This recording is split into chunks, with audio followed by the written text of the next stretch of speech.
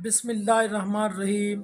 Cigarette नोशी हमारी सेहत के लिए बहुत ही मुअज़्ज़र है। सिगरेट नोशी पूरी दुनिया में बहुत ज़्यादा की जाती है। पाकिस्तान में भी बहुत ज़्यादा 95% लोग सिगरेट नोशी करते हैं। सिगरेट नोशी हमारे लिए बहुत ही जानलेवा बीमारियों का सबब बनती है। सिगरेट नोशी से बहुत से ऐसे कैंसर पैदा होते हैं जैसे कि फेफड़ों का कैंसर आम है, मुंह का कैंसर, गले का कैंसर, गज़ा की नाली का कैंसर का सबब बनती है।